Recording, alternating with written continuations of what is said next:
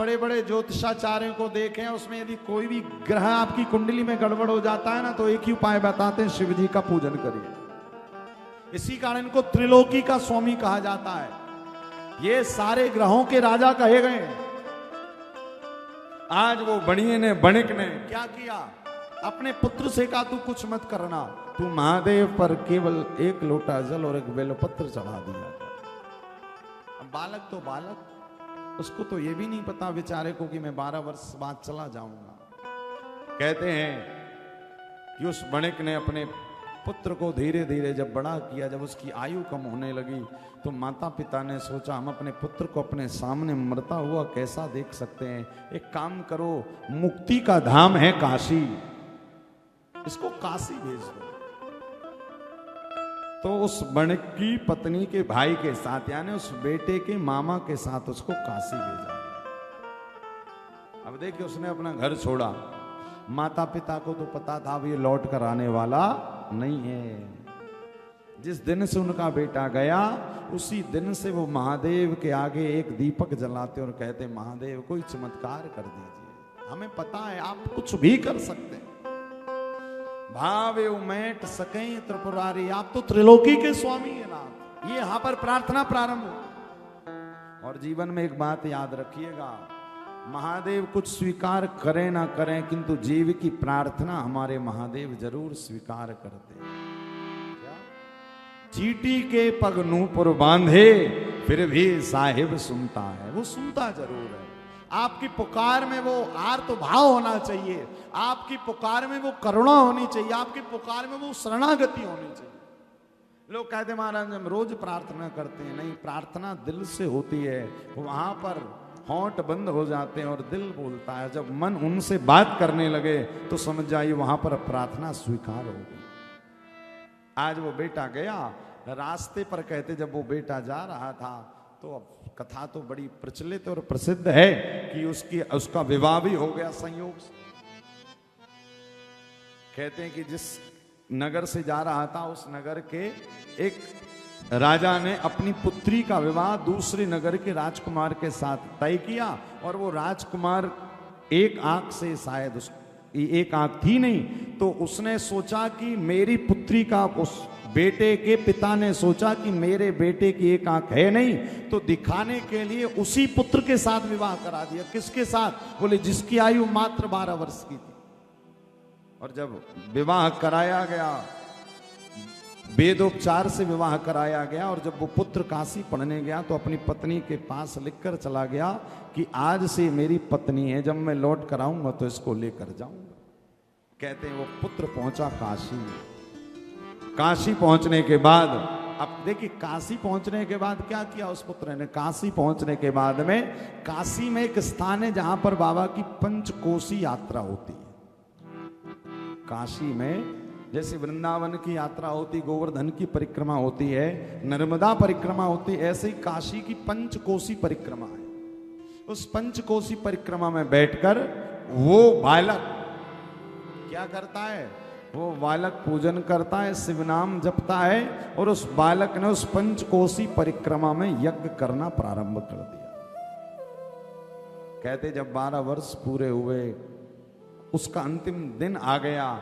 और जब अंतिम दिन आया तो महादेव ने सोचा भैया इसका तो आज अंतिम दिन है, मृत्यु को भेजा, और मृत्यु उसके उदर में गई, और उसके उदर में दर्द होने लगा, पेट दर्द होने लगा। जब उसका उदर दर्द हुआ तो वो अपने शिविर में आकर रोने लगा कि मेरे पेट में इतना दर्द क्यों हो रहा है, वो बालक। उसी समय महादेव और पार्वती विचरण करते हुए काशी की भूमि से निकल रही। पार्वती ने कहा प्रभु ये वही बालक है। कौन सा?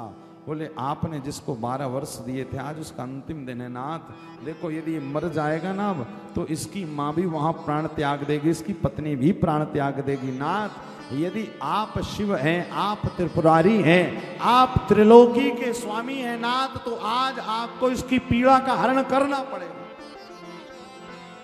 शिव जी ने कहा इसके प्रारब्ध में नहीं है।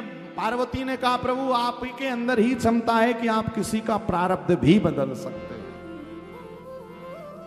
जो तप करे कुमारी तुम्हारी,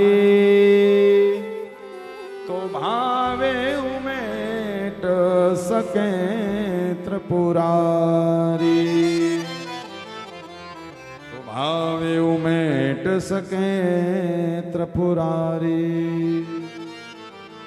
यहाँ पर पार्वती जी ने कहा प्रभु इसने काशी में इतना बढ़िया यज्ञ किया, इस यज्ञ का इसको कोई तो पुण्य आप दोगे कि नहीं दोगे, फल दोगे? हाँ बोले बाबा ने कहा दूंगा। तो कहा क्या दोगे? कहा मरने के बाद इसको शिवलोक की प्राप्ति करा दूंगा। पार्वती जी ने कहा प्रभु नहीं, मरने के बाद नहीं, यदि इसको इस यज्ञ का पुण्य देना है तो अभी दीजिए, और पुण्य में दीजिए कि इसकी आयु आप और बढ़ा दीजिए। धन्य हमारे महादेव को देवादिदेव महादेव ने नेत्र बंद करके आज उस पुत्र की आयु में और अपनी आयु जोड़कर पुत्र से कहा अमरता को प्राप्त कर जा। केवल इशारा किया और उस बालक का पेट दर्द ठीक हो गया।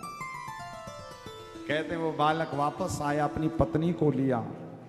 पत्नी को लेने के बाद जब आ रहा था तो उसके माता पिता ने देखा कि भाई आ रहा है, हमारा मामा आ रहा है, शायद पुत्र चला गया। किंतु जब वो पहुंचा महाराज वहां पर, तो पहुंचने के बाद क्या देख रहे माता पिता कि वो बालक अकेला नहीं आ रहा है, मामा जी उसके साथ हैं। बालक अकेला नहीं बल्कि अपनी बहू को लेकर आ रहा है। ये दृश्य देखकर पहले माता पिता पुत्र के पास नहीं गए, पहले उस शिवलिंग के पास गए जिस शिवलिंग से उन्होंने दिन रात प्रार्थना की, और उन्होंने कहा महादेव आज हमारा जो पुत्र जन्मा है वो जो पुत्र वापस आया है आप ही की कृपा से वापस आया। तो भैया हमारे महादेव के वश में सारा संसार है, वो कुछ भी कर सकते हैं, किंतु शर्त है। शर्त क्या है? बोले जो दिल से उनका जप करता है, दिल से उनका पूजन करता है, दिल से उनकी जो यहाँ पर बैठकर कथा सुन रहा है। याद रखिएगा हम कथा सुन रहे हैं, हमारे भविष्य में क्या होने वाला है ये भगवान नर्मदेश्वर को भली भांति पता है। इसी कारण आप चिंता मत करिए, यहाँ पर बैठकर तो एकदम आनंद से कथा सुन। और वास्तव में बाबा का रूप स्वरूप भी फकीरों की तरह है, सब सुन लेते हैं महाराज, आपको मांगने की जरूरत भी नहीं पड़ती। चीटी के पगनूपुर बांधे फिर भी साहिब सुनता है। तो ऐसे हमारे देवादिदेव महादेव और आज हम सबके बीच में इस भक्ति धाम आश्रम के महंत कहें, संचालक कहें, या जिनके सानिध्य संरक्षण में ये समस्त भक्ति धाम आश्रम चल रहा है, और जिन महाराज जी के संरक्षण में भी ये कथा हो रही है, तो ऐसे पूज्य महाराज श्री श्री श्री अशोकानंद जी महाराज आज हमारी कथा में पधारेंगे, हम सबको आशीर्वाद देंगे आशीर्वचन के रूप में। और महाराज जी का हमारे संग में बड़ा स्नेह, बड़ा प्रेम भाव है कि उन्होंने इतना पावन स्थान हम सबको प्रदान किया, जिस हॉल में बैठकर हम लोग कथा सुन रहे हैं। बड़ा दिव्य स्थान है, बड़ा सिद्ध स्थान है। देखिए इस स्थान की एक आपको महिमा बतावे।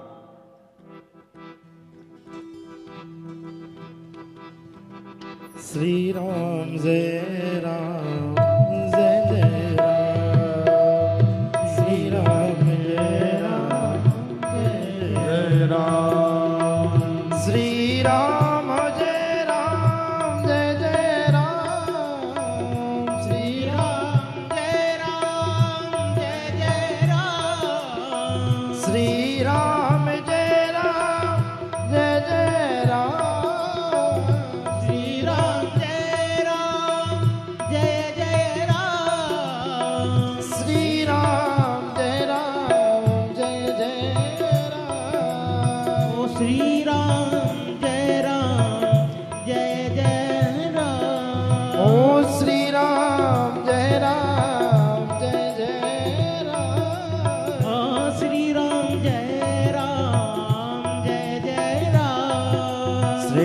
राम